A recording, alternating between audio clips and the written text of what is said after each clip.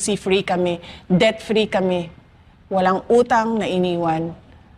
So, walang makakapagsabi at walang makakakasyon sa kapasidad ko na magtrabaho ng maayos.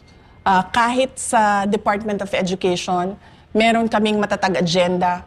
Mabilis namin na nagawa yung pag-roll out ng curriculum. Napabalik namin ang mga bata. Isang araw lang from modular, no classes, balik kayo lahat sa paaralan.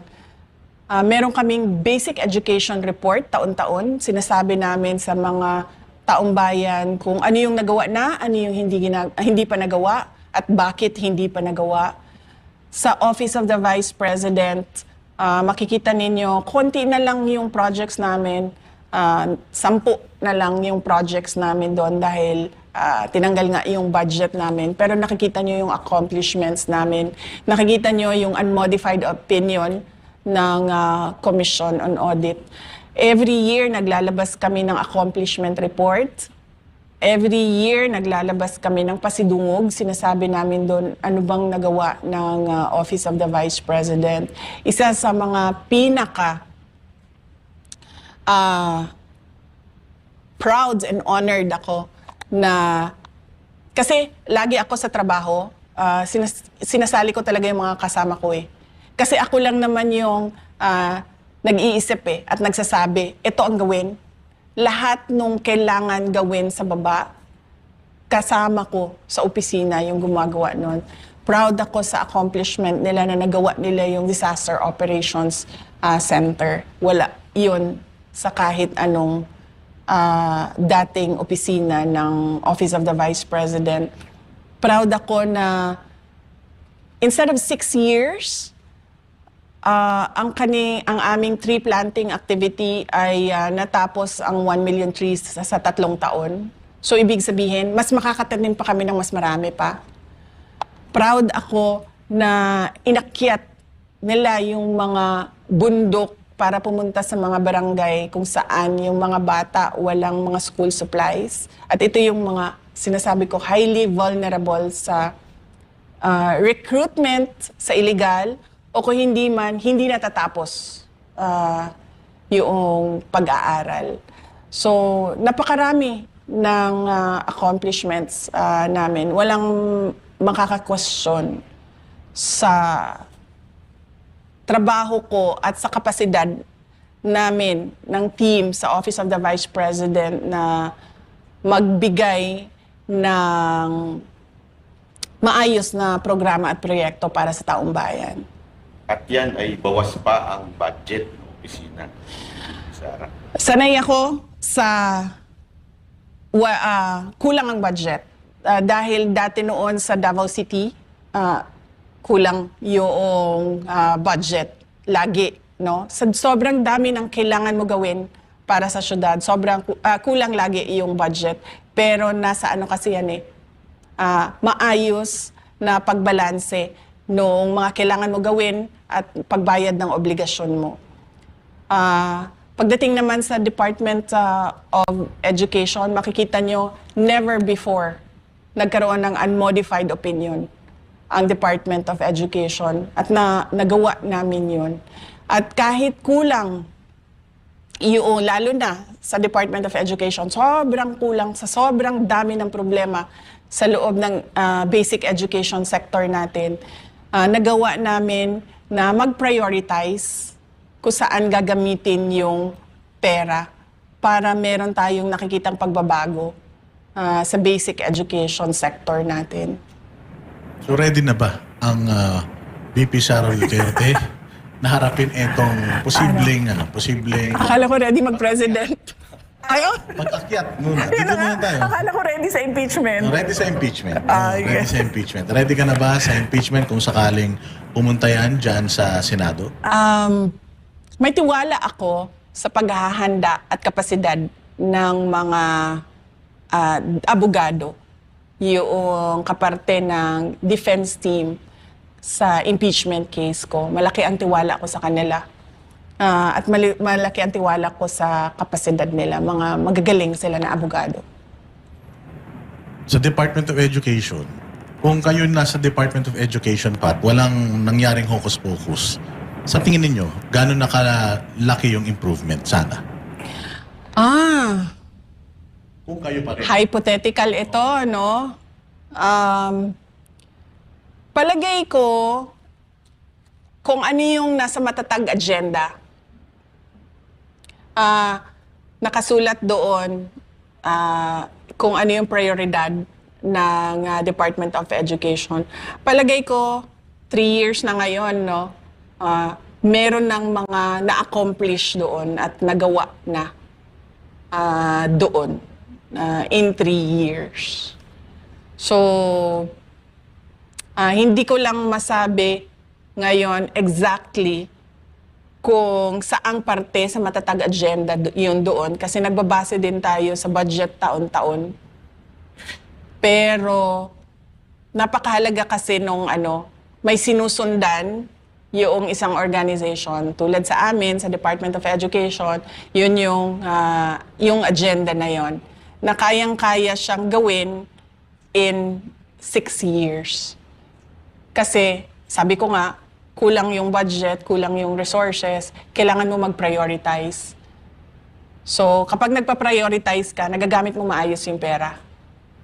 And isa ito sa ipaprioritize mo kung papalarin na maging presidente ka at di ka ma-impeach, ha? Isa ito sa itutuloy mo pagka naging presidente ka. Oh yes, oo. Napakahalaga na ayusin natin yung basic education sector natin.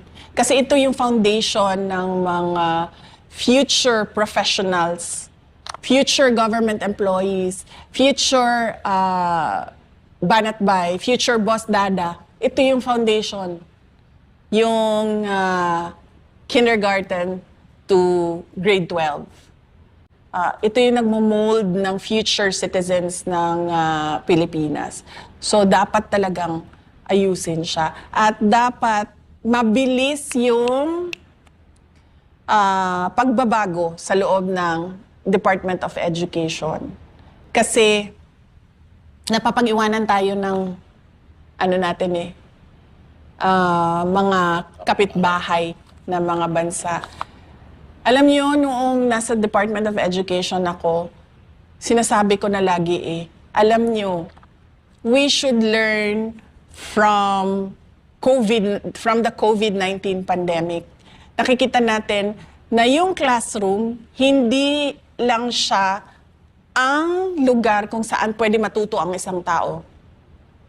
Maraming paraan na pwede mag-aral at matuto ang isang tao. So, hindi natin kailangan ipasok ang mga bata sa classroom araw-araw. Kasi hanggang ngayon, yung mindset ng mga tao, ng gobyerno, nandun pa rin sa paggawa ng classroom. Wala sila doon sa mindset na paano ba itong bata na ito matuto?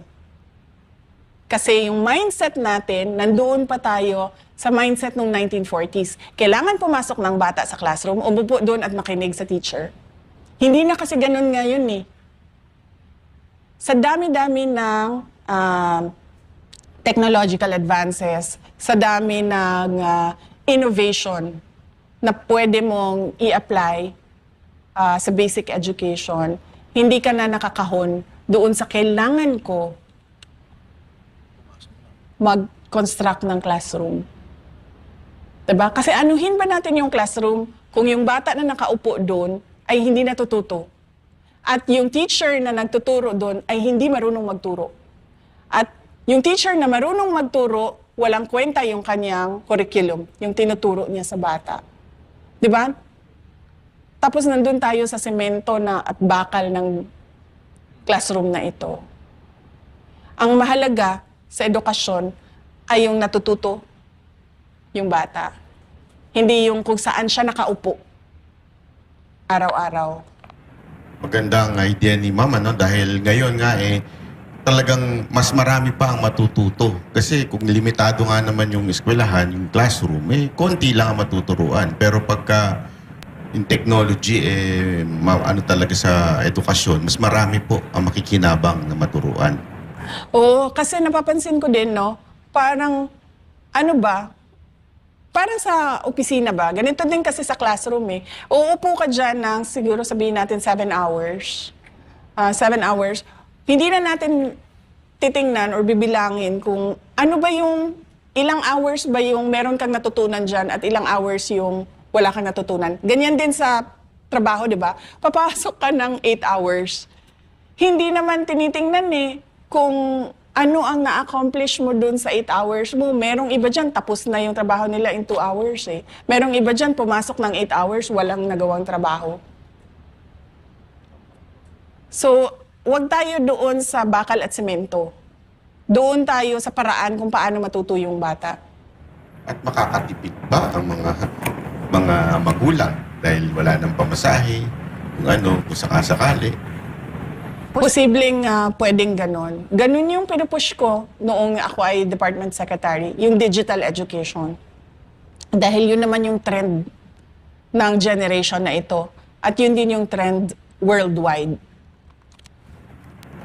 So in terms of accountability, kapag ikaw ay naging presidente, sinabi mo naman dun sa huling sa huling interview natin, di ba, na yung VP yung hahabol dito. Ito na naman tayo sa Vice President. Oo, grabe yun. Hanggang ngayon, tinatanong pa rin ng taong bayan, sino ba yan? Nagkakagulo na sila eh. Pero in terms of accountability, anong klaseng gobyerno magkakaroon si Sara Duterte? Paano niya lalabanan yung corruption? Oo, hindi natin talaga palalampasin yung corruption. Meron talagang isang tao, tawagin na nating czar kasi mahilig tayo sa mga czar, isang corruption czar na ang gagawin niya ay tututukan niya lang yung corruption kahapon, ngayon, at posibleng bukas. So, hindi pwedeng ang presidente yon. Dahil sa sobrang daming trabaho ng presidente, hindi siya dapat na didistract doon sa poverty alleviation, food security, national development, infrastructure development. Hindi siya dapat na didistract sa ganun. So, dapat meron talaga isang tao na ang trabaho niya ay habulin yung katiwalian kahapon, ngayon at bukas. Itong mga nangyayaring ito, yung impeachment and all, umiikot ka naman. Sa tingin mo ba nabawasan yung tiwala ng taong bayan sa'yo? Oo naman. Ikaw naman, araw-araw sisirain yung pangalan mo, Boss Dada. Hindi ba makakaapekto yan? Siyempre, oo. Meron. Oo. Parang wala kasi talong tumaas yung trust rating. Hindi mo, di ba? Mas lalo kayong tumaas ang trust rating kesa dun sa naninira sa inyo, lalong bumagsak. At saka nakikita yung mga, yung mga live videos kapag nagpupunta kayo sa mga probinsya. Kasi sabi ko nga, doon sa survey, di ba? Sabi ko naman, hindi kasi ako naniniwala dyan kasi hindi natin alam kung sino yung nagpa-survey, di ba? Malay ko ba kung nagpa-survey yung kalaban, sasabihin niya, ilagay mo number 1 si Sara dyan para akala niya number 1 siya. O, di ba? Nasabi pa sa impeachment, di ba yung unexplained unexplained wealth daw ni VP? Nakita mo yon yung parang kung kukumputin mo, yung itinaas nung value ng assets mo, parang sumusweldo ka ng 100,000 per month. Parang ganun eh. But anyways, alam ko na meron naman kayong depensa doon sa SALN. Oo.